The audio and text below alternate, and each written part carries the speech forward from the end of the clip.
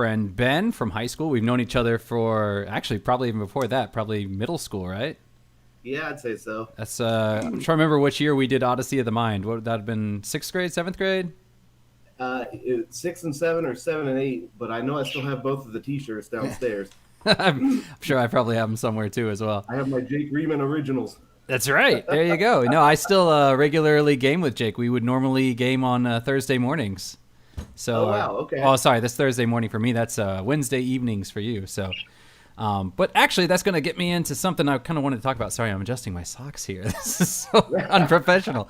Um, okay, so how did you get into gaming? What started you off there? Wow. So I think probably my earliest memory of it. I'm sorry, my bird. Would really be. Um, I remember my older brother. He's 7 years older than me, and I don't know what age I was, but I was very young. And I remember him getting an NES, Oh, and okay. he had what was his first? I mean, obviously he had Mario Brothers and Duck Hunt. Obviously, but I think I remember the first real game being seen played through was probably Mario 2. And I was just like, holy crap, this is the coolest thing ever. And I had to have my own. I really had to have my own. But we didn't have a ton of money. I think it was a miracle that he got that. And I was taken to Sears and Roebuck for my birthday, and my dad offered to buy me one game. And I was like, oh, cool. So I'm looking in the glass case, just the front box arts of Yeah, yeah. games. And the first game I ever bought, or ever had purchased for me, I should say, was a real stinker. I picked Mad Max, and I don't know why. Oh, it's Um, Mad it just Max. I mean, looked come cool. on. Yeah, it looked cool because had Mel Gibson on the cover with leather clad and a shotgun in his hand, and I said, "This is going to be the coolest game ever," and it sucked. It was so bad. It was so bad. Um, but really, that NES that my brother got that I would try to steal time on was just probably the earliest memory of video gaming that I can think of, and kind of cutting my teeth as my taste grew into RPGs and things like that. Cutting my teeth on like Dragon Warrior, which was incredibly hard for a child my age, or playing Shadowgate. If you ever had the pleasure to play Shadowgate, um, just incredibly hard games like you get on the NES, traditionally speaking. Right. Uh, and just kind of moved on from there. I remember when we were very little, we got the original Sega Genesis, and my brother and I would play all the way up to the first Robotnik fight, and it's really simple. I mean, there's just these two platforms, and you hit them, but we just couldn't beat it, and because we're really small, and eventually we were like, oh, you know what? I think this is an unbeatable enemy. I think we've actually beaten the game, and like it's literally the first boss, and we were so proud of ourselves. And then my dad came in one day, and he was just beat the boss, and it just blew our minds. Like there's just so much more out there that we can It, play in it this really thing. expanded your worldview of what could happen in those games. Yeah, yeah, yeah. Because I mean, yeah. Prior to that, I would only played on like the Nintendo and maybe to a smaller extent the Super Nintendo. But I mean, Mario wasn't a super long game, and seeing all these No, things was, yeah. So what, for us, it was, eight worlds, I think. yeah, super short. So for us, we were like, oh, did we beat it? Oh, okay, great, fantastic. My video is so dark today. Unfortunately, my light is running out of battery. So, oh well. Well, I've got morning sun behind me, kind of Yeah. drowning me out. So Yeah, sorry. it's 10:30 p.m. out here. So, um, all right. But so But currently yeah, you're. that Hmm? was huge to me. That was huge to me. All right. So that was on the original Nintendo, yeah. Yeah, Okay. So so now you're mostly on Xbox, yeah. yeah. I've always been a console gamer, and actually, we can kind of come back and forth to it. After that NES, I've managed to finagle my own Super Nintendo, which is still the best system ever made, in my opinion. I mean, I still have my original half yellow Super Nintendo downstairs, and Half yellow. all the games with it. Yeah, so if you Google right now pictures of like Super Nintendos, a lot of the pictures you're going to see the gray plastic that makes up the Super Nintendo. Yeah, yeah. They're going to be half yellow. Either the bottom part of the shell is going to be yellow, or the top part. And it's not because they're dirty, surprisingly enough. And I learned this from my time working at Funko Land and GameStop after high school. Uh, it was a plastic manufacturing issue that they had in pumping out Super Nintendos to North America, that they were using crappier plastic basically, and it yellowed over time. So you got this nice gray Xbox or Super Nintendo out of the box for Christmas one day, and then 2 years down the road, all of a sudden it's half. It looks like smokers blew their cigarette smoke into it for 2 years. And it just yellowed, the plastic yellowed. So it was just kind of an interesting little fact about that. But I got that Super Nintendo, and I mean, with a little thought, I could probably rattle off a dozen games that I consider, and this may sound dramatic, but I consider to be very formative in my video game career or life in general. In fact, I think I know my very first tattoo on my back was Mog from the box art of Final Fantasy 3 in the U.S. or Final Fantasy 6 in Japan. Yeah, yeah. So I actually have the Moogle from the box art as my very first tattoo because it meant that much to me, as weird as it is. But Nah. yes, I do play Xbox now. No, I totally get that. Like, I think I touched on it a bit with Steve, but like, when we played back in the day, because he was the first person to introduce me to RPGs. I previously had been playing mostly platformers, right? Mario, Sonic the Hedgehog, that sort of thing. He was the first person to introduce me into RPGs with Final Fantasy 3 or Final Fantasy 6, depending on how you want to call it. And that was the first one. And then Secret of Mana. And then, when Final Fantasy 7 came out, I was all over that. And that just, from there I started like, I would get the magazines or get the strategy guides, and I would like try to copy the art style, and I would practice drawing in that style, and that was the whole thing. Yeah. And then Steve was like, one day he was like, well, we should make our own game with some of these characters. And then from there we wanted to go into game development, and that got me into why I wanted to learn computer science, and that's why I didn't get a job, and that's why I came to Taiwan. And it's like, so yeah, no, I totally get that whole like butterfly effect of it, leading from one thing to another. That totally makes sense to me. Funny thing, you mentioned Steve. He actually, so I was already in love with Final Fantasy 3. It is my number one game.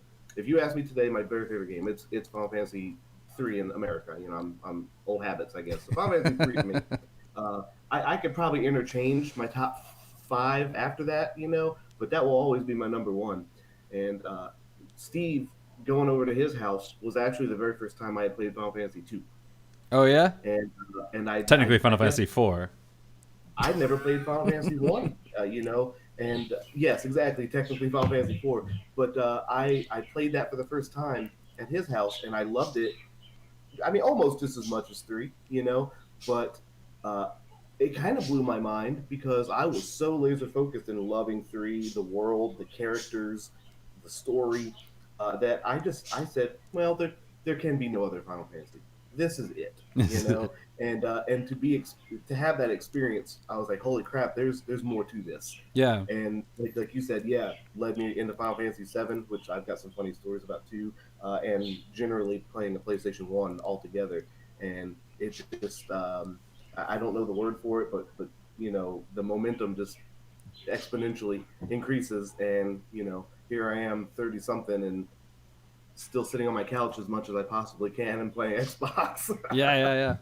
No, that was, to me, that was a weird thing too, was playing Final Fantasy, back then it was Final Fantasy 3, and every other game prior to that, Sonic 1, Sonic 2, same characters. Mario 1, Mario 2, same characters. Super Metroid, it's always Samus, right? And then in Final Fantasy, it's like, Final Fantasy 3, I'm not going to know what's going into this. And then it's like, no, you don't have to play the other games. They're completely unrelated. And that was just kind of, to me, like, what? No, that doesn't make any sense. This is Final Fantasy 3, like this is the third one. But yeah. And I'll just, since we're talking about Final Fantasy, I have to say, one, I don't travel often. I'm just not, I'm a homebody, Me too. How I am. Strangely enough. Not to mention, I'm probably pretty socially awkward anyway. I can talk into this camera just fine, but I hate to be in front of a group of people. But I really wanted to go to Universal Japan when they had their Final Fantasy exhibit. Oh yeah. I was so annoyed that I couldn't go. Like I really, and I want to go now to the Mario world that they have that they're opening, I guess, this spring. But I guess with COVID, that's probably a terrible idea as well. But just I'm still a big kid, that stuff still really excites me. Korean says I'm not a homebody. You ask my wife; she'll tell you I'm definitely 100% a homebody. I just try to keep the peace, and that's why I'll get out of the house is to keep her happy. Give me a little peace and quiet. Huh? Yeah, Give just me to a little keep the peace and peace and quiet. keep the wife happy. So Yeah. I've been making an effort to get out of the house more. But yeah, hey cat. So, hey, But yeah, I actually I got into PC gaming a while, like a good long while ago. You know, back when. Well, you know what? Actually, I'll say this. Talking about Steve again. Hopefully he listens to this and he's the gets a. center of our universe. Well, it's how I met you, No, frankly. exactly. That's what I'm saying. We placed a golden eye in his basement all the time. GoldenEye, holy crap, GoldenEye. But I'm gonna tell you another big one, Adam. That guy got me so hooked in Ultima Online on his Oh PC and no, face. that game was great. It was so Holy messed crap! up. Ultima Online is the reason that I started working at like 13 in my family's deli here in the county, uh, in a convenience store, so I could save up money. I bought an Intel Celeron 333, and it could barely run Ultima Online, but that's all I wanted to do. That's the reason I got 56K in my mom and dad's house. It's the reason that I would take all the phones and hoard them so they couldn't pick them up. And Virginian twang, come on. I don't know. He keeps telling me I have a Virginian accent, and I'm like, I don't know what that sounds like, but Everybody blames me for talking too fast, so if I ramble on, you'll just have to slow me down. no, it's But okay. I talk fast too. but yeah, no, Steve, man, Steve, you got me on Ultima Online, and that was actually my first foray into any MMO ever. I thought it was the coolest thing in the world that I could talk to people that I was playing with, and ultimately winding up playing WoW for so many years, and WoW is kind of actually how I connected with my wife. Okay. Not necessarily, we didn't necessarily meet in WoW. We met outside, but come to find out she was playing as well. And by the time she had moved in, we had our back office set up with two desks, not back to back, but kind of 90 degrees to each other, playing with one another and just talking to ourselves or on a headset with the guild or something like Yeah, that. LAN parties. And exactly, and it kind of took off. But I will always look back to Ultima Online, and actually sometimes I'll still pop up like Twitch channels or YouTube channels of gamers playing Ultima Online just for them feels, Wait, it's still alive? It's still up? Yeah, there are servers still up I'm actually. actually very surprised about that. There are servers still up for it. I think they're I don't know if they're heavily modded or if they're like old vanilla servers. Hell, for that matter, I Probably guess I don't modded. even know if they're still run by Origin. Maybe they're private servers. I don't know. That would be my guess. Is they're probably private Legacy. servers. Yeah, because I thought I heard somewhere that they actually shut that down a while ago. But yeah, private servers would make the most sense. Yeah, Ah, just to feel them feels again, man. all right. So you have a Xbox One. You no, not One X. Xbox X series, right? I do actually. I came from the One X and I got the Series X. Yes. The How did you terrible one. manage that? I know that I've heard lots of people saying that, because you had the Xbox One, Xbox One X, Xbox Series X, Xbox One S, Xbox Series S. It's just Yeah, they're so bad. How did I manage that? A because demand's combination hard. of I guess Christmas Miracle and spamming the Target app. Oh, fantastic. The Target app was the way to go. I found. Oh, okay. Now I've heard Yeah, some people saying that Xbox is actually a little bit easier to get than the PS5. Do you think that's actually true, or? I've been reading that actually, probably just as recently as last night. I've been reading the same thing. I don't agree, frankly. I feel like it's fanboys, that are Ah, pushing that. I like the Xbox. I don't. I'm not an Xbox fanboy in my opinion, at least. But if you had a multi-platform release, I'm gonna buy it on Xbox. Um, and this may be a topic for another day, but I like achievements. I'm a little bit of an achievement whore. It okay. feels good. I've amassed them through my Xbox Live profile since the OG Xbox, Okay. and I don't want to give it up now. So if it's a multi-platform release, I'm just gonna buy it on Xbox because it's convenient for me. However, I own a PS4. I actually was. that's a funny story too. Again, but how I came into possession of that. Um, but I said, well, heck, I've got it. I'll just play the stuff I really want to play on it, and it's been my Uncharted, my Horizon Zero Dawn, and my Final Fantasy VII Remake machine. It's pretty much all I've played on it. So just the Oh, and Kingdom exclusives. Hearts. And Kingdom Hearts. I haven't played Kingdom Hearts since 2. It's been I so played long. I played the first one on PlayStation 2, Yeah. and then I decided I wanted to play them all in that Kingdom Hearts collection that they released for Yeah. PlayStation, and then ultimately I went back over to Xbox for the final Kingdom Hearts. Oh, okay. Yeah, I was thinking about getting the collection, and then I was just like, oh man, this is going to be such a time sink. I don't know if I have time for all of them. I could start with Yeah, 3, but then yeah, you have like was it the 108 days or whatever, and the chain of memories, uh, and yeah, no, I don't understand what's going on with the titles of that either, or the story for that matter. And I think I actually told you and Korean before. I love I love getting achievements. I love getting all the missions done in a game. I consider myself to be a completionist and looking for the Easter eggs, secret stuff, and things like that. But I skip a lot of story. I skip a lot of story and a lot of games. I mostly don't know what's going on in Cyberpunk, and I'm right at my 98th hour, I think. Witcher was a blur, but I sure loved hacking people to pieces. That was a blast, you know. Um, Final Fantasy, of course, my exception. I know what's happening in those because I enjoy the story, right. but I just I just skip. Okay. So would you say your brand loyalty to Xbox is primarily because of the achievements, and you're just kind of already invested in the ecosystem and that sort of reasoning, or? Yeah, I think mostly so. And my brother has Xbox as well. So Okay. really, if I wanted to play a co-op, which I prefer co-op over anything else, but if I wanted to play a co-op, he's there. I've got my friends that I know that are there, and it's convenient, I guess, at this point. Yeah, no, I think I know a lot of people will say, you know, pick wherever your friends are, that's where you should go. yeah, If and your that's friends are on how PlayStation, go PlayStation. If your yeah. friends are on Xbox, go Xbox. I was And kind of in I the. mean, No, go ahead. oh, I'm sorry. I was gonna say Xbox kind of started for me again back when I started working at GameStop. Or it was Funcoland when I started there and got bought out by GameStop. But I worked there pre-release of the OG Xbox, and when the Microsoft reps came around as employees, we got invited to something called the Xbox Experience. It was their promo event for it, and they actually gave us tickets to go up north. I think it was Arlington or Alexandria or something like that, to a big to a big vendor event, basically where they showed off the Xbox. And I said, I'm sold. This is super cool, and I just stuck with it from there. Okay. Yeah, I know most of our friends had Xboxes. Jake had an Xbox.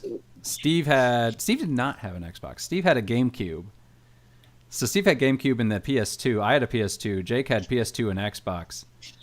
But then I remember when I came to Taiwan, most of the people that I knew back in the States were on Xbox, but it's actually harder to get Xboxes over here because, in Asia, it's easier to get the PlayStation. So because of that, then I ended up getting the PS3. And then once I had the PlayStation Network thing, and you have all the I have all my games on there and stuff like that. It's like, well, there's no point in switching over to Xbox now. I'll just stick with this. And thankfully now we're finally starting to get some games that are crossplay. So Yeah, I guess the longer we go, the more that happens. I mean, I really enjoyed the discussion between you and Korean for console exclusives, or uh, not necessarily console, but system exclusives. hmm. And that's aggravating, man. That's aggravating sometimes as an Xbox guy, because there aren't a ton of exclusives for Xbox.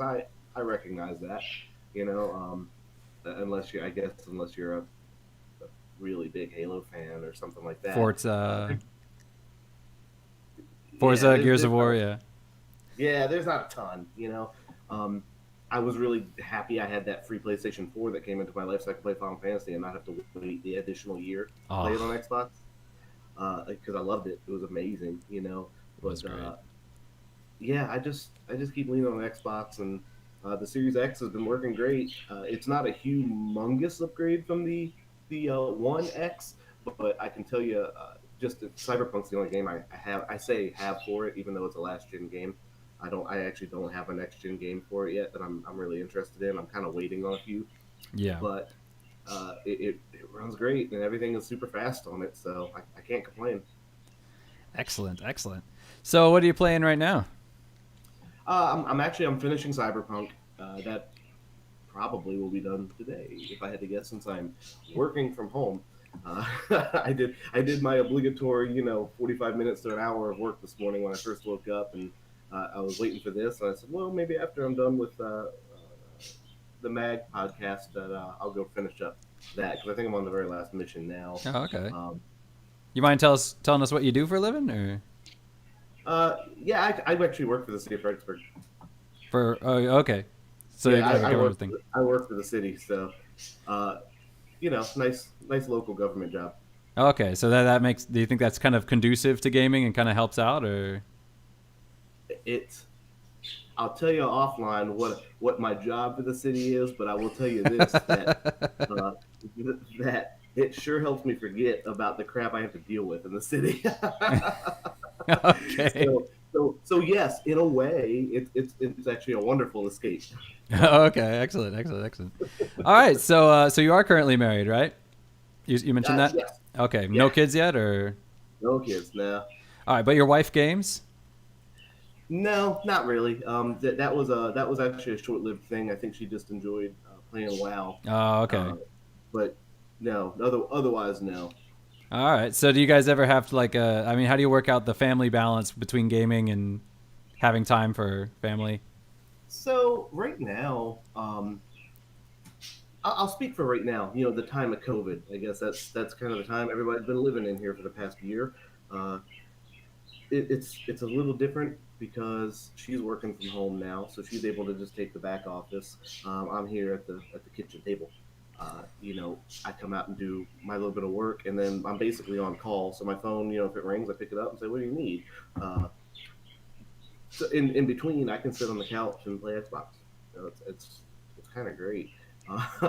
Um, Whereas she spends the majority of her time tied to a phone, back in the office. So it does kind of give me time to play during the weekdays that I'm home. I work from home like 2 days a week, and it gives me plenty of time to play and kind of get it out of my system. On the weekends when we spend our time together, I'm not really on the Xbox unless she leaves to go to town or something for a couple hours. Maybe I have time to kill between housework, stuff like that.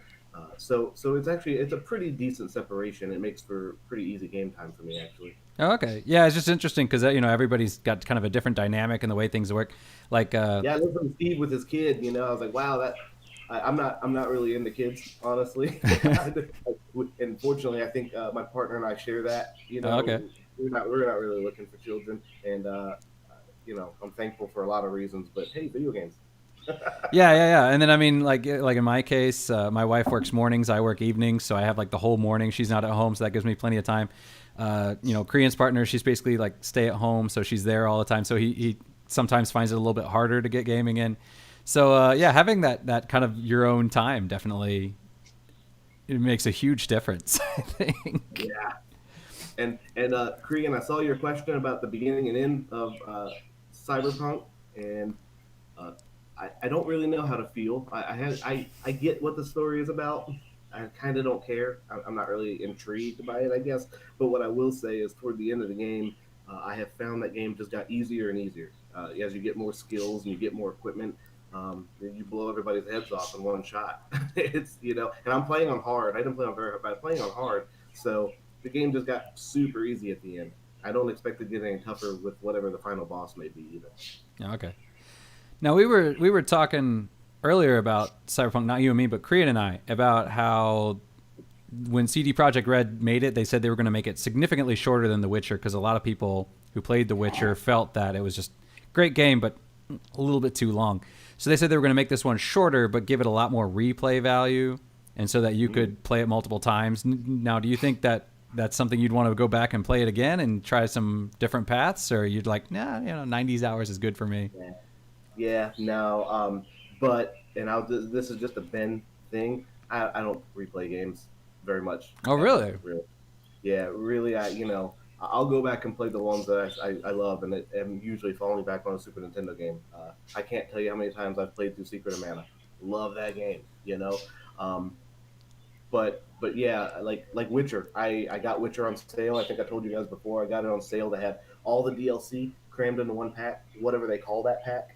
And I played through it once and didn't really pay much attention to the story. And I don't intend to ever pick that game up again. Not that I hated it. I just I had my fun. I got my achievements. There you go. All right, excellent, excellent, excellent. I'm like I got a whole list of like questions in here and that I was going through. I'm glad. I'm glad you can help steer me in the right direction. No, yeah. Spin us into oblivion otherwise. Yeah, I mean, and you were talking about console wars. That was going to be my question because I'm a PlayStation guy, and I probably would say I'm on the fanboy spectrum somewhere. So, I mean, I don't think Microsoft is end all be all of consoles, but I think they wedged themselves in as a firm competitor between Sega, Nintendo, and PlayStation. And then when Sega kind of went away from hardware and just became a software developer, you gotta, I don't know, man, you gotta respect their game, I guess. Oh no, definitely. And to be a competitor, and nobody saw that coming. I mean, Sony did the same thing. The original PlayStation was supposed to be Sony had a deal with Nintendo, and they said, how about disc games? We can make them bigger. We can do better graphics. And Nintendo was like, yeah, sure, let's do that. And then later on, Nintendo's like, nah, we don't really want to do it. So they scrapped it. And Sony's like, well, we have the technology, and let's make our own. And then they ended up in entering the fray. And actually, that's another reason why I'm probably a PlayStation guy now, is because our original console was the Genesis, and I was very staunchly a Sega guy. I was like, no, Nintendo sucks, Sega's good. And then when Sega announced that they were not going, they got to the point that when Sega announced that they were getting out of the console market, I personally blamed Nintendo, and I'm like, I will never buy a Nintendo console, and I will never forgive Nintendo for this. And at the time, the only other alternative was PlayStation, so I was like, I'm going to go to PlayStation. But it was actually probably PlayStation that was more responsible for it than Nintendo was. Okay, I see what you're coming from, actually, when you explain it that way, and you kind of clicked something to me when you said that. You actually made a really interesting point, because Nintendo, Sega. First of all, I'm just going to say I loved the console wars when we were kids. I thought they were amazing. It was fun. The advertisements in like GamePro magazine, like Sega do what Nintendo don't, and stuff like that. Like the Star Fox video where they like hook up, or they get like the guy with the Sony and the Sega logos to hook up like Mario to like jumper cables or something. It's just so ridiculous. Coolest advertisements ever. And that stuff was a blast. But now, then when you get like the toxic fanboys online, they're kind of doing the same thing. They're having the console arguments, except they are incredibly toxic. There's no fun to it at all. No. Internet with somebody who has an opposing view in general is impossible, but especially when it comes to these consoles. But that was a blast back then, and it's kind of funny with since we're almost identical age, you kind of liken it to the Coke and Pepsi war. Coke, where did we fall? Where did we fall in it with our age range? Because Coke was always kind of aimed towards an older audience, and Pepsi was always the newer generation, the edgier generation. And that's kind of what Nintendo and Sega did. Nintendo was there for the people who wanted to have fun and a family experience, but Genesis was the spiky hair punk rock, we'll kick your ass type of in your face movement. And it's funny who fell where, because ultimately my brother, I told you he got the NES. I wound up with that NES, and he got himself a Sega CD with his own money since he was older, and that he always went Sega from there on. Oh, interesting. So we were kind of opposites. Yeah, and then like you were saying, where back then, I was definitely a huge Sega fanboy, and it's like, oh, Sonic the Hedgehog's awesome, Mario sucks, blah blah blah blah blah. But like secretly deep down, I loved Super Mario World, and I always wanted to go to like Steve's house and play Mario Paint or Mario World, or so it's like, yeah, Nintendo's terrible. Can I come over to your house? Yeah, so yeah. But yeah, when it's online, and you don't know the people personally, it's just like I can just attack you and I don't have to. So definitely, there's a very different dynamic going on there. Absolutely, yeah. So, but yeah, so you mentioned how you were talking with a friend the other day about how things have changed, and so you Yeah, wanted to talk a bit yeah. about that. Yeah, so the example that I was talking about specifically Hmm. was, and I'll go back to Super Nintendo because everything goes back to Super Nintendo for me. If I wanted to play a Super Nintendo game, I had to roll off the foot of my bed and reach down on the floor and stretch the console out towards me, and then flip the purple switch forward Yes. to turn it on, and then I had to stay within 8 feet of the console, because Yeah. Yeah. that's how long the controller wire was. Um, and it never occurred to me ever in my juvenile life, like, it's going to get better than this, you Yes. know. And then the very first time I got an Xbox working at Funkoland, it still had a corded controller, but holy crap, I could press a power button on my controller now, and I could turn my console on from wherever I'm laying within cords distance, Yeah.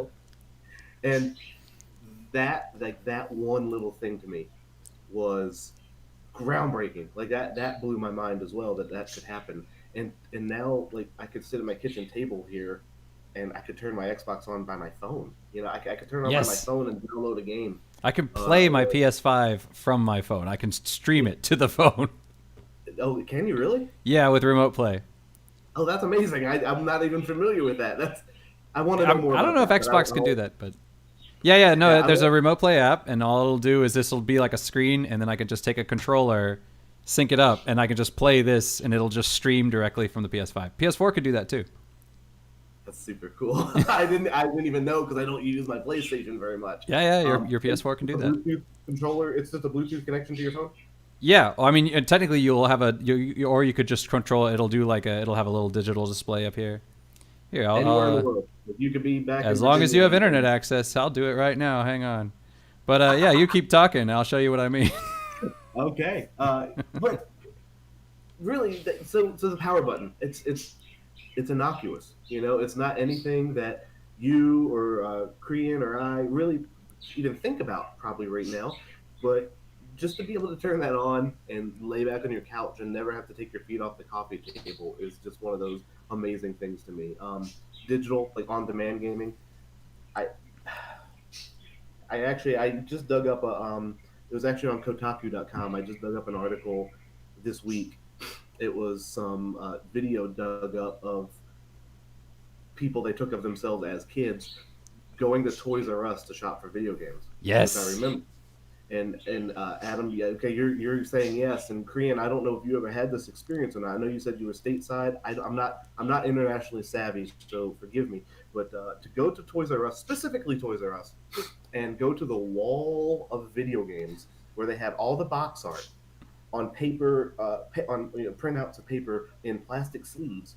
And if you wanted to know anything about that game, you didn't have Google. You didn't have a pocket in your phone with the sum of all human knowledge. You didn't have usually a gaming magazine. Maybe you did had a Nintendo Power that told you about it or something. But you had to go to the wall and flip up the little plastic sleeve and read the back of the box art to learn about the game. And I remember that, and I loved it. And I just that was my favorite thing to do. I'm sure my mom hated it, but I just went and I read video game box art to try to decide what game I wanted to buy with my money that I had saved up.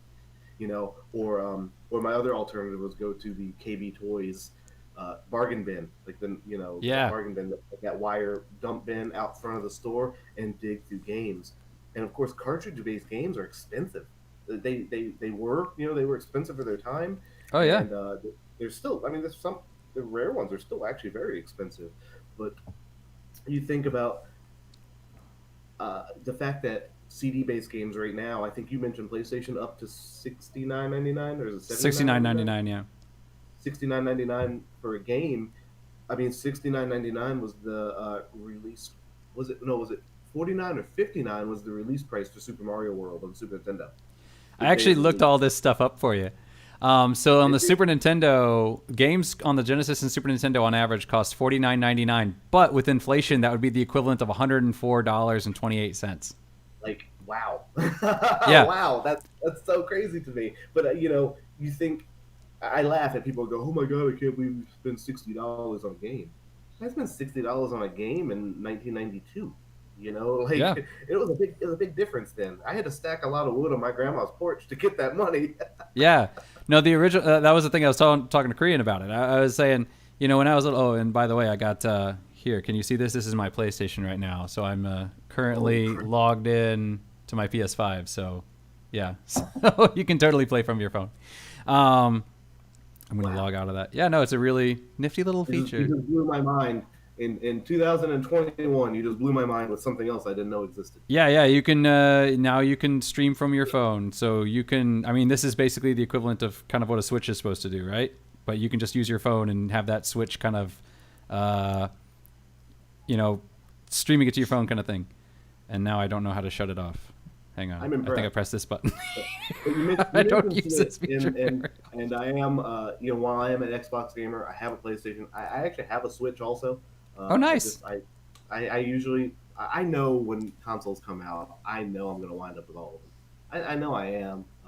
Maybe that makes me sound spoiled. I don't know. No? I'm going to play a PS5 when they're on the shelf because there's going to be exclusives I want to play. Right. And to me, it's worth it. Maybe if I lose my job and have to save money, obviously, PS5 is low on the list. But as long as I've got the income, I'm totally down with getting a PS5 to play whatever the next exclusive comes out. And same with the Switch. I bought a Switch as I think I'm going to say a lot of people. I won't say the majority of people. As a lot of people did, it was a Mario and Zelda machine, and it sort of is still for a lot of people. It's a Mario. Oh and Zelda machine. It's super famous for their first party games, and then it's notorious for shovelware.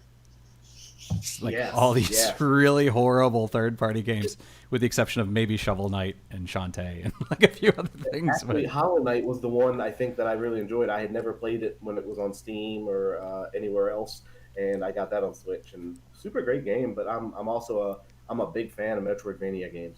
But I was talking to Korean the other day, and because we had just had the show where we were in it, and we were talking about free games, and I was talking about how I just don't understand how Game Pass is supposed to be profitable for developers because there's just less money out there. And then I've done research since, but after the fact, I looked up because you were talking about how things have changed, and I looked it up, and it said the original Nintendo, $45 for a game, but $45 in 1985 is the equivalent of $108 in 2020.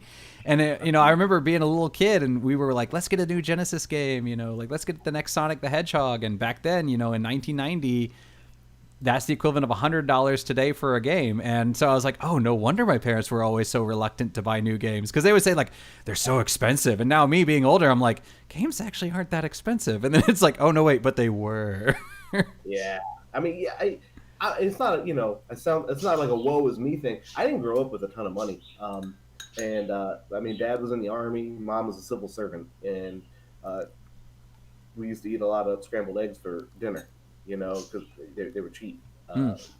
Stuff like that, So when I was able to actually get like a video game for a birthday or a holiday or something like that, it was amazing to me, And that was, frankly, I think that's where I get my habit of putting 100 hours into a game. Yeah. Because I wasn't just going to beat the final boss and be like, cool, when's my next game? Because I may have had a calendar year before the next birthday came around, or Christmas or Easter or something like that, So I tried to pump as much as I possibly could out of those games. Oh yeah, no, that I've thought about that too. Like we were playing, we when we used to play Sonic the Hedgehog, we'd play it, we'd beat it, we'd play it again, we'd beat it again, and it's like, there wasn't that much to it, but we played it and we were happy. And now, people are like, oh man, this game's only 20 hours, and and I'm crazy. And it's 20 hours, and it's a good thing it costs $15, and it's like, whoa, like I used to play. We could beat Sonic in 2, and we would just play it again, over and over again. Are we crotchety old men? Have we become crotchety old men now? I think it's to an extent. Yeah, I definitely have. I'm there with you, man. I'll definitely get on forums on time from time to time and do the get off my lawn speech, and like, you guys don't know what it is. You can't appreciate these things. And I think that's one of the things too, is like now I see a lot of younger players and they talk about games, and like a game like I know a lot of younger, and I say younger, they're still probably pretty old right now, but they started on like Final Fantasy X with the PS2. And they'll talk about like, Final Fantasy X was so great and all these other things. Final Fantasy VII sucks. Final Fantasy VII's overrated. All the characters are cliche and blah, blah, blah, blah. And I'm like, you realize they're cliche because everybody copied them. They weren't cliche at the time. Like, they set the standard for the cliche. And so, you can't, and so it's kind of hard for people to, I think, sometimes appreciate these things and go back and see it because it's like, they're not copies, they're archetypes. Yeah, exactly. But it's like, I'm getting to that point in my life where I'm telling people like, you just don't get it because you had to be there. But I will say this though, since you just made me think of it. I don't know if I'm gonna make any viewers of yours angry, but Final Fantasy VIII does suck. That's my least favorite Final Fantasy as well as 8. I was not a fan of 8. That one was never one I was a fan of. 8 was I don't know too many people that are fans of 8, except for recently I've started seeing people that are like, oh yeah, 8 was really good, and I'm like, how old are you? Like, you clearly weren't here when we had better games. But, I mean, it had some interesting. I will say of Final Fantasy VIII, I think is probably actually has my favorite soundtrack. So, but yeah, the gameplay wasn't that good. It's one that I know I played. I know I owned. Actually, it might still be in my box downstairs. But I can't remember if I finished it. And it's definitely another one I'll pick up again. I definitely finished it with the Game Shark. With the Game Shark, a PlayStation 1 Game Shark. Yeah. That would have plugged into the memory card slot, right? No, it plugged into the back. Oh, the serial port in the back of the PlayStation. Yeah. It plugged into the back. I was thinking about that too. We don't have cheats like that. A lot of games now, I'll look at them, and I used to go on like Game Facts, Game FAQs all the time, and I would look up, and I would always go to cheats, and like I'd go to something like Skyrim, and it's like, if you put an ebony arrow into the guy's inventory, he'll automatically equip whatever the arrow is the best, and he'll shoot it into the wall repeatedly, and you can just collect infinite arrows that way. And so I'd look up the cheats and the glitches and stuff like that, and nowadays I'll go there and out of curiosity, I'll go to like Assassin's Creed Valhalla or something. I'll go to, and I'm like, okay, let's look at the cheats. There's no cheat section anymore. Like a lot of these newer games don't have these, or like a lot of games don't have cheat codes or things like that. You can't. I guess everybody's modding. On the internet, I read sometimes walkthroughs for if I get stuck someplace or if I just want to go find something without the hassle, and like IGN. Big business for IGN, man. They do tons of walkthroughs, and I mean, there's a plethora of other websites, but somebody's getting paid to type that, and what a job, right? Like, I don't know where that information's coming from. I don't know if they're mining it from some other source and regurgitating it, or if there's literally a person with a controller sitting there and, like you said, shoot this arrow into this wall 14 times, or what did I just see? I know you're playing Valhalla. Yeah. That's something about like beating a pile of rocks. You beat I haven't gotten it yet, but yeah, you smack on a pile of rocks and then you save and then load again, and eventually the pile of rocks will disappear and you can pick up a bow. So is this data mining from somewhere? Or I think that one was data mining off of because I think people figured out that there were these weapons in the game, but they weren't sure how to access them. Okay, that makes sense then. Yeah. So Korean here is saying that maybe European people liked Final Fantasy VIII, like Antoine, the guy he interviewed last week. But I remember Antoine said he liked Final Fantasy X, not 8. So I don't know. Maybe he didn't like 8. 8 was pretty unpopular at the time. I don't know. I think Final Fantasy VIII, at the risk of maybe offending some people, if I remember, kind of had a little more of an emo audience. That annoyed me so much. Like Final Fantasy, like Cloud was kind of the dark tough hero, and Squall was this brooding emo teen. And then in Kingdom Hearts, they 180'd their two personalities, and then And everything after that, everyone's like, oh, Cloud's this emo guy. And I'm like, no, that's Squall. They swapped their characters. And like, even in, yeah, and now Squall's always kind of like this like natural born leader, and he's got kind of this commanding presence in like Kingdom Hearts, and I'm like, no, they swapped the characters, and that annoyed me to no end.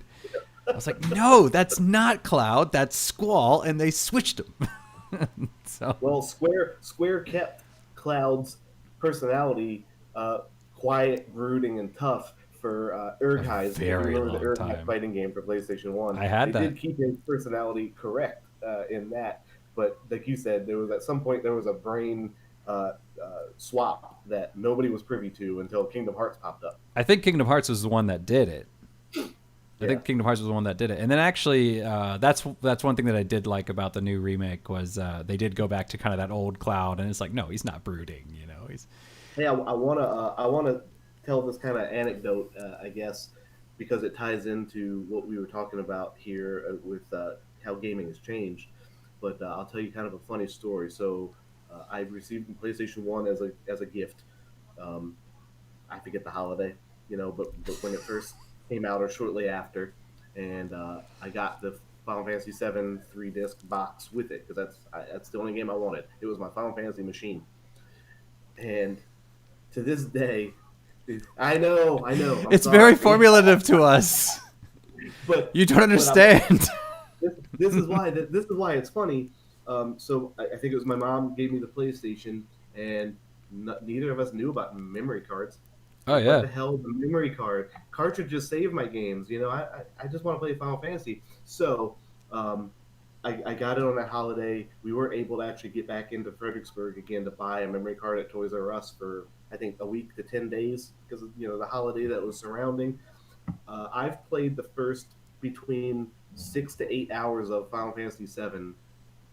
I know 40 times where then I had to turn the console off and I'd lose all my save. So I could probably recite the script of Final Fantasy VII, at least the first 8 hours from memory, from having to play it and hear it so many times before I was able to actually get a memory card and progress past that. And the 80 hours of game that went past that, I was like, holy crap! If I'd have known then what I knew now,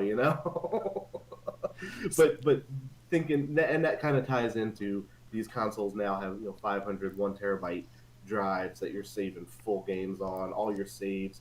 I mean, hell, when I transferred my account over from the 1X to the Series X, all my game saves came with it. I didn't even have to worry about any of that either, which was perfect. It's just exactly what a friendly user experience is nowadays, I guess. Right. You have the cloud saves and everything, and then also, they have the sleep. They can put it to sleep now. Yeah. That I do that all the time, where I'm just like, okay, just put it to sleep, and then when I turn it back on, I'll just resume wherever I was, and that was a huge deal too, because I remember, I think it was, I don't remember if the PlayStation 3 could do it or not. I don't think the PlayStation 3 could, or maybe it only could later. But I remember there was a game that I was playing, and the game actually had set save points, kind of like in the old school kind of way, like maybe it was a Resident Evil or something. And it was like, oh wait, I can actually pause this. Like I don't have to like lose my last 15 minutes. And in a way, I kind of felt like, because at the time, I remember I would, because when we were little, we're like, oh, come on, Mom, I need to get to save point. Give me another 10 minutes, right? Yeah. And then at that, at that point, I realized that I could do that. And then I think I even mentioned how cool it was to my wife. And she's like, oh, so now you can never use that excuse with me anymore. You can just, put it to sleep mode. And I was like, oh, no, have I made a mistake? But yeah, it's like, yeah, you can just turn it off and then resume. You don't have to worry about saving it anymore. Yeah, that's definitely the most common way to power off for me with the Xbox. Ever since the first Xbox One, I guess, because I don't think the 360 had that feature. But ever since the first Xbox One, so if I'm playing and somebody came into the room and said, "Hey, we got to do something," or "We got to go," or house is on fire, or whatever, just boom, sleep, gone. Yeah, and it updates on its own and everything, and yeah. So, okay, so this is a question that we had when we were doing the news 2 weeks ago. One of the news was about the power and how the instant on feature on the Xbox drains a lot of power. Is that different from a sleep feature? Or is that the sleep feature? Okay. You talk about instant on. Yeah, what is that exactly? Yeah, instant on is it's a suspension basically. You're just suspending your progress where you're at, and it's basically leaving the Xbox kind of on in a dormant state, uh, while you're away doing whatever. So when you come back and press the power button again, it's exactly what we were just talking about. It just boom Okay. on whatever space you were at. You know, it starts to your dashboard, but as soon as you hit the game again, you're exactly where you were at, whether you saved or not. Oh, okay. And then the deep sleep is basically off.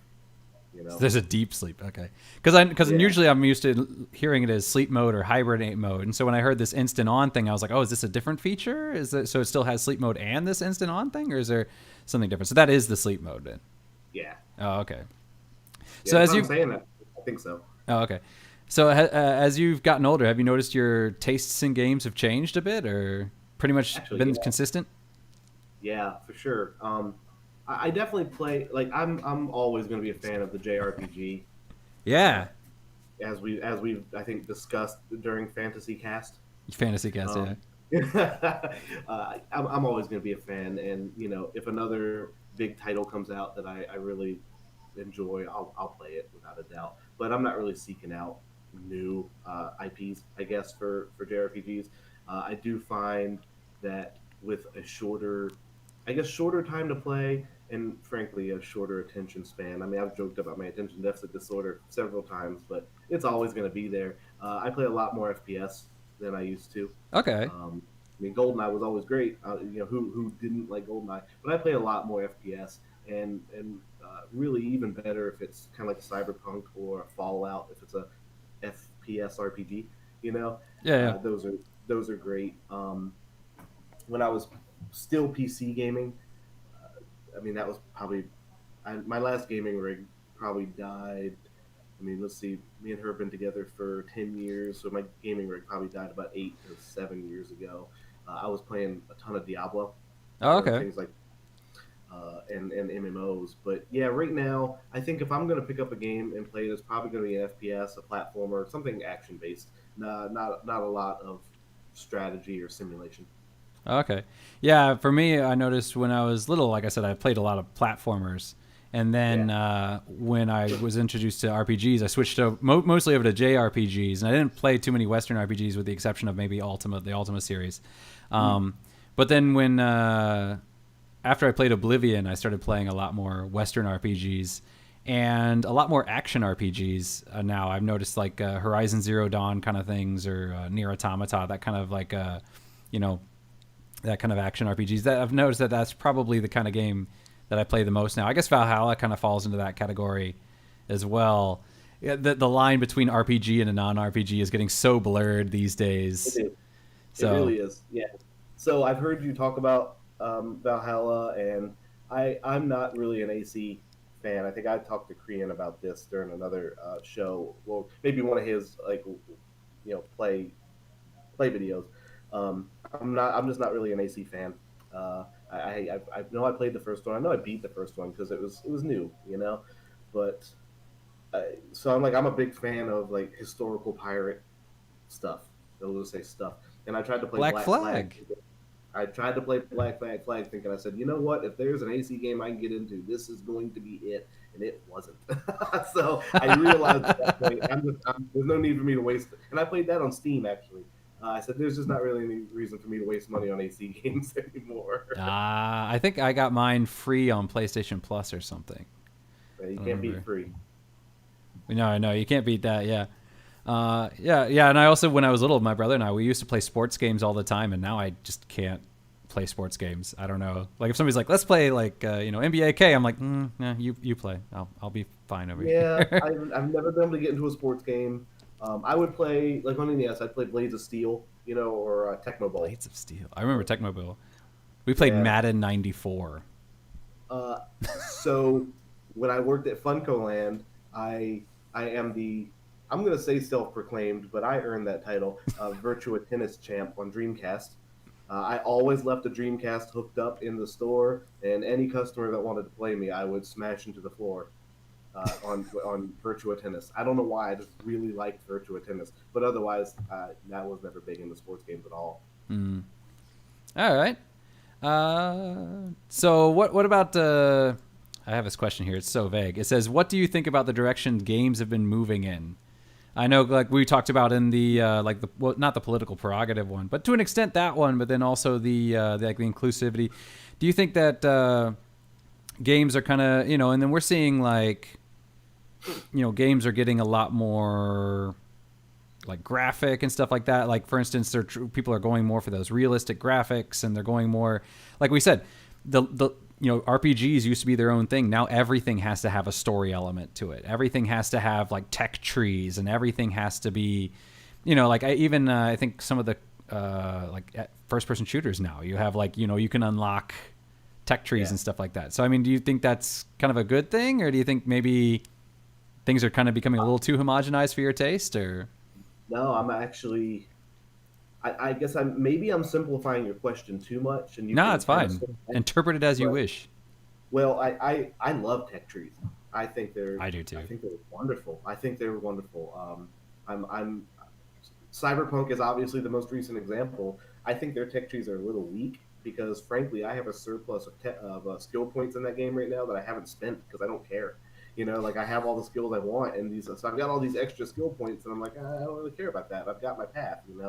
Um, but generally speaking, I think adding something like that to a game really deepens it, and I think it gives the player character, or just the player, I should say, maybe a little more feeling of ownership. No, And I I, can I agree with don't that. I don't think you can go wrong with that feeling of ownership. I think you're really just you're kind of generating more of a fan base and more of a loyalty from your audience by doing that. You're actually playing a role. You are role playing. I used to joke about role playing all the time, and I'm like, every game's a role playing game. You can go play Gran Turismo. You're playing the role of that driver. True, true. You don't get to put stats into your gas pedal or your your bladder, or anything like that. But you are playing the role. Yeah. So do you have like a favorite system in terms of tech trees, or one that you really, really like? Gosh, I can't think of one off the top of my head. Actually, Okay. that's Well, I'm just that's thinking like, sad. okay, for me, I would say I really enjoyed Nier Automata. Did you play that one? I did. I actually didn't like that game very You didn't much. like it? Oh no. But I like the system with the chips. So you can actually like program yourself in a way, and you can like allocate and stuff like that. I liked that. So my problem with that game, and you can shake your head at me. Most people would for this, and that's nitpicky on my part. I think that game, I think that game relied more on art and style than substance and control. Fair enough. That's just my opinion. I played it. I know there's supposed to be like a billion different endings and crap like that. I played through it. It was They're goofy. Most of them are like goofy endings, or like you ate a fish and died. The end. I played through it once. I don't even remember what ending I got. I was like, nah, this is cool. Um, and that was kind of the end of it. I didn't really like it. Now, on the other hand, you mentioned Horizon with it, and I loved Horizon. I thought Horizon was great. But I'm also going to liken Horizon a bit to Far Cry because it has the typical climb a tower, unveil the map, do all the stuff where you clear the map, and I love that. I love to be able to say, okay, here's my new chunk. This is my new AO. Let me go do all the little things on the map in that AO, and then I'll clear the next chunk and do that. And I'm a huge fan of that. But just going back real quick, and Korean, roll your eyes at me, man. The Esper system for Final Fantasy III is easily the best, the best progression system I could think because you have to actually use the Espers and level them up in order to get their abilities. So just Better off than the top of my head, Materia? like that. Huh? Better than Materia? Yeah, it's better than Materia. Yeah, it's better than Materia, man. That's gonna be a Materia's hard second place, disagree. though. That's gonna be a hard disagree for me. I did like the Esper thing, but the thing was, is I didn't. What I didn't like was it what on it was So again, our friend Steve found a way to game the system, and he would put, I think it was Bahamut on Terra, and then because when you had Bahamut on somebody, it would boost their strength every time they leveled up. So he would just put it on Terra, level her up, and then he would give her the Genji gloves, which allow her to attack or what hold. There's double attacks, right? Yeah, yeah, she could double attack, and then she had Yeah. something where she could equip two weapons, and then she had like the attack 4 times. So she would attack 4 times with one weapon and then attack 4 times with the other weapon. So it was 8 attacks at 9999 damage, and he could one-shot the final boss. And I was like, that's a brilliant system. That's amazing. But that means that Tara's the only person in the game who ever learns Flare, and she never learns any other spell. because she's equipped with Bahamut the whole time. So nobody else will ever learn Flare, and she will never learn any healing spells or anything else. So maybe it was Celeste that he did it with. But yeah, I remember he would do that, and it would just like break the game. It was. I know what's going to happen. We're going to hang up from this, and I'm going to go, crap, that's the skill tree I should have brought up, and I know I'm going to do it. But I can't think of another example. But yeah, I really like skill trees. I think they're. No, I agree, and I agree that I do feel like it really fleshes out the character. That in a way, that's actually one thing that I didn't like about Fallout 4. Not the tech tree, but the fact that they had a voiced protagonist. Because I was like, no, the silent protagonist. I can put the voice in my own head. Now I'm playing as somebody else. I'm not playing as my. It's not a fursona, but like my alternate self. I'm gonna say this too. A game, let's say a game like Doom. I mean, it's a simple FPS game. There's no skill trees and no nothing. But then you get to these 2 Doom remakes that they made. Was it 2016 and 2019? Something like that. Yeah. The Doom remakes.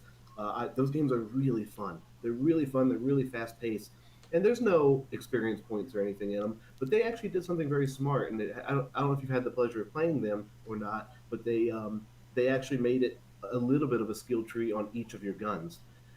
Because it was basically like if you perform 10 of this ridiculous type of kill with this gun, then you'll get the upgrade to that gun. And that's a little bit. There was a little bit of a skill tree element to that, and every gun had different additions that you could find through exploration in the game. So maybe you could turn your shotgun. I don't remember. I'm making stuff up right now, but you could turn your shotgun into a rocket launcher if you found this piece or if you spent this skill point on it. And really, the trees were only forks. They weren't necessarily trees. You picked one or the other. But even that, in such a simple, fast-paced game, gave me a little bit of like a encouragement to customize my character and to suit my play style. Because I'd rather not sit back and snipe. I'd rather run into a room and shotgun everything if I had the option. I'm a messy player. Yeah. Yeah, that was one thing. Playing Horizon Zero Dawn, loved the game, but the tree for me was one of the things that I wasn't super keen on because it really was just unlocking nodes. And I was like, at the end, I'm going to unlock everything. So it's just kind of like, in the mid game, you're kind of a personalized character, but at the beginning and at the end, you're the same.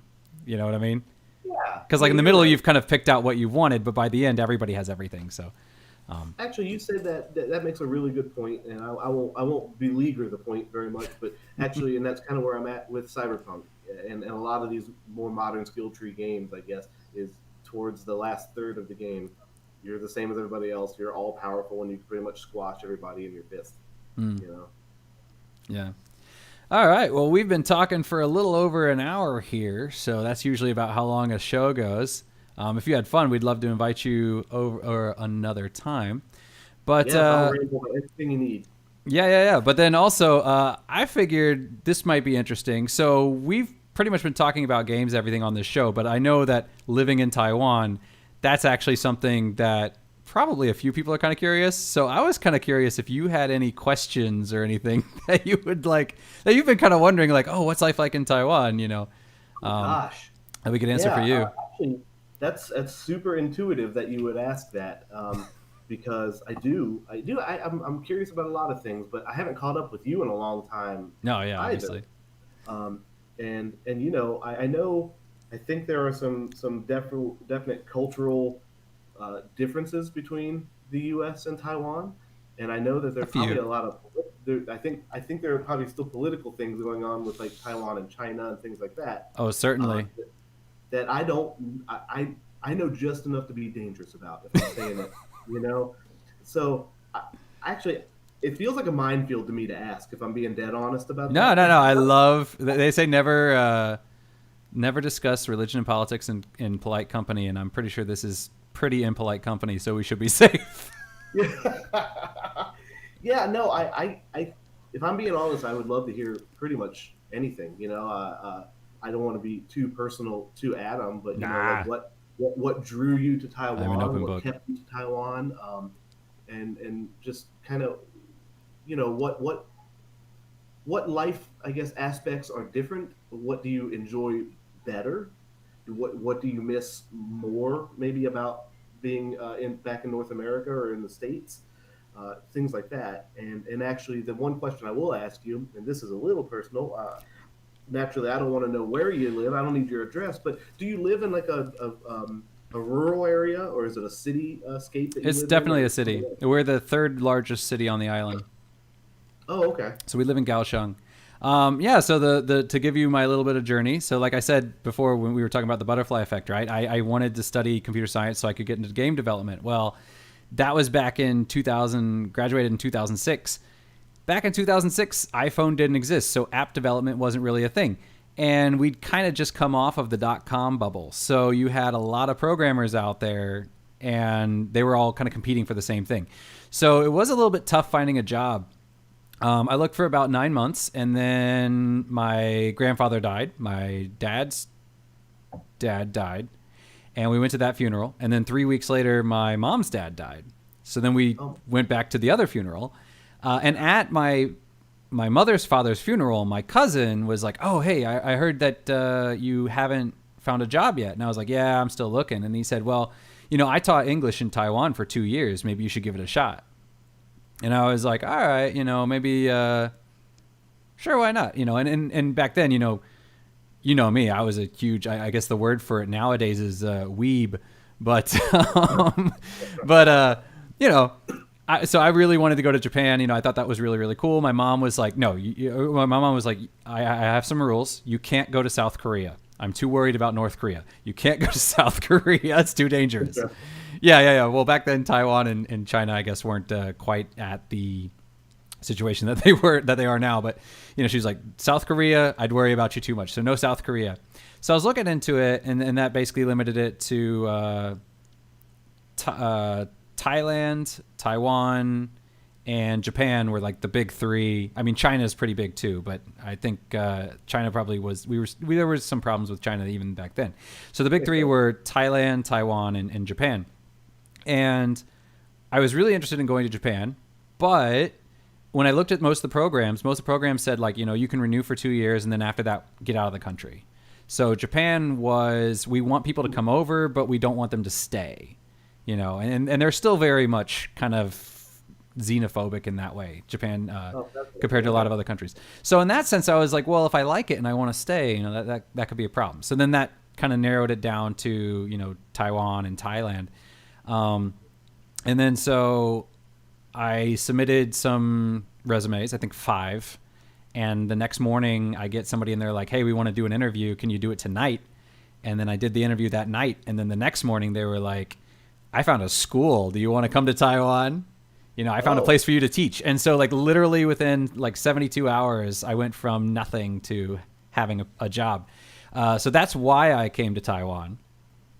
So then I came here, and I'll be honest, when I first came over, I was thinking, rice patties and, conical hats and stuff. But, Sure. And I think in a way I was confusing Taiwan and Thailand, and a lot of people do that. So, but yeah, so I came over here, and it's really not that. It's not as different as I was expecting. It's actually quite similar to the States and whatnot.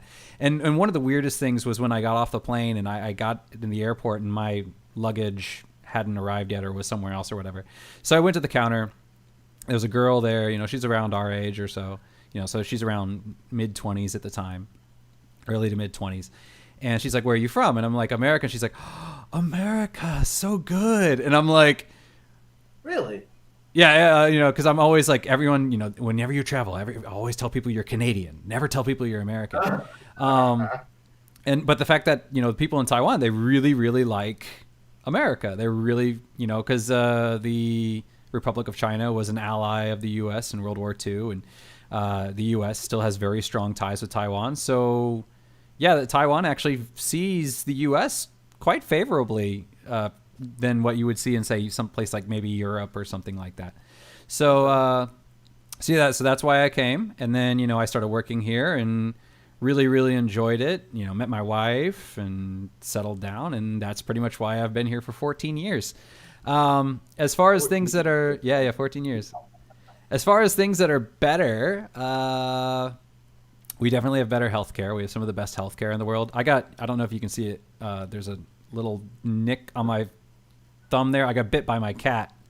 So I got Oh, bit. Yeah, I was being dumb. So she bit me because I wasn't paying attention. It wasn't her fault. So she bit me, and I went to the hospital, and I'm like, okay, I know that you're supposed to get like a tetanus shot when you get an animal bite, right?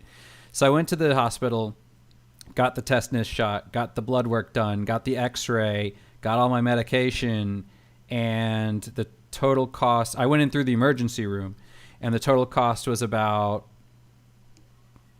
maybe it was less than $30 US. oh, okay. Yeah, that's impressive. Yeah. So that part's definitely better. You said Um, that's a hospital, not just like a standalone clinic or anything? no, this is like a regular hospital.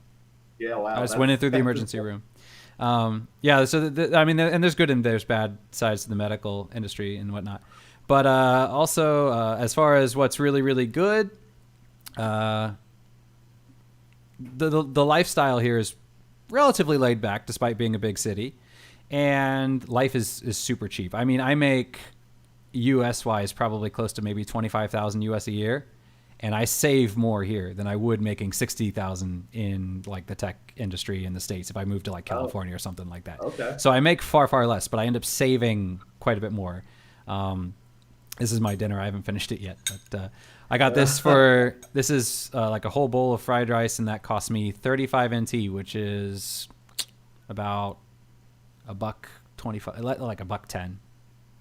So you can get a meal for like a dollar 10. So it's super cheap. Well, speaking of meals, did you find that your tastes changed once you moved to Taiwan? Uh, that's a funny story actually. So people, this is one thing that's it's kind of funny. So a lot of people talk about how unhealthy the American diet is, and yes, it is if you're constantly eating out. But if you're cooking at home, it's actually not that bad, right? I mean, I remember growing up. My mom was a stay-at-home mom. She cooked dinner every night. I was super skinny when I was a kid, right? We were relatively healthy. In I remember Taiwan, when all I of your first brothers and sisters were pretty skinny. yeah. So in Taiwan, when I first came, a lot of people are really thin. Now I'm starting to see people getting bigger and bigger as like more like fast food is becoming more of a thing. But actually, in America, you get a lot of like trans fats and stuff like that. In Taiwan, you don't get so many fats, so you get a lot of skinny people. But Oh, there's a lot of salt, tons of salt and tons of oil, to the point where I was living in Taiwan, and after I think my first year, a year and a half, I ended up getting gout because my kidneys couldn't process the amount of salt I was eating.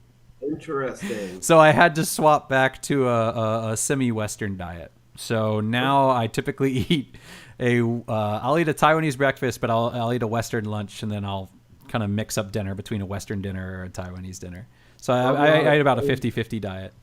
I always look forward to the Facebook pictures of you and your wife's, the big spreads when you guys are having special dinners or special meals. It's I too always much. enjoy seeing those personally. I cannot finish it. We'll go someplace and it'll be like, oh man, I'm too full, too full. Everything here comes in huge portions. But yeah, the things I miss are things like pizza pockets and General Tso's chicken and the That's funny. weather. It's a bit too hot for me here. It's super hot, super humid. So My mom traveled to Taiwan dozens of times through her civil service, so she had mentioned the heat there as well through her time of traveling. But she was yeah, traveling through the 80s and 90s, typically. yeah. It gets really humid, and it's really funny because everyone drives scooters, or most people drive scooters, at least here in Kaohsiung. Up north they take I think there's more public transportation, but here we drive scooters. So you'll be walking around and you're just like dripping sweat, and then you get on your scooter and you drive, and because now you're driving at like 30 miles an hour equivalent, that's like a 30 mile an hour wind chill. You're freezing when you're Yeah, driving because like all that is just it's just stripping the heat off of you, and you're like, oh, and then you get off of it again, and then you just start sweating immediately, and it's just like, oh god. So it's a weird dynamic. I'm super fascinated by all of it. Like I said, I know it's a minefield for some of the maybe more political issues and things of that nature, but I love hearing about it. Yeah, no. I'd maybe we'll do. Korean and I can do an AMA episode someday, and people can just come in and type out some questions, and we can just answer them. And so that might It be. sounds like a good idea. I would Yeah, love to know more about Korean one day too. So he's awesome. maybe maybe one day I can try to slip into a player 3 role or something and just Yeah. No, I mean that was the thing is, I mean this is called player 3 press start, and there's only ever 2 players. Because like Korean's not here, but part of that is because of we're working out with bandwidth issues, and having 3 people on a call can be a little bit much. So we're trying to limit it to 2 right now, just to make sure we can make everything work. So no, it makes perfect sense. But yeah. I'm loving working with you guys and listening to you. And I mean, typically you're when you're doing your discussions, you're kind of my bedtime routine, I guess, more than anything else. And that like I'm gonna watch an episode of Mag before I go to sleep here. And uh, I love getting in on the conversations. Like I said, I try not to suck all the oxygen out of the room, but I love what you guys got to say, and I think you're killing it. Yeah, we're getting killed by a bot here in chat too. I just saw one pop up. So, all right. Well, I think that's probably we're a little bit long here, an hour and 15 minutes. All right. So yeah, we're gonna call it a night for tonight, and yeah, well, we'd love to have you back on the show sometime if you'd like to come back. Yes, absolutely. I'd love to. I had a great time. All right. Well, thanks for coming then. All right, guys. So we're gonna sign off, and you want to say goodbye to everybody, or? Yeah. Goodbye, world. Thanks for listening. All right. So we're gonna see you all guys later. You all guys. We're gonna see all you guys later. And yeah, make sure you check out the show on Tuesday, and we're gonna talk about some more free to play stuff and whatnot. And yeah, we'll go from there. So thanks for coming, Ben, and thanks for coming, everybody. And we'll see you all soon.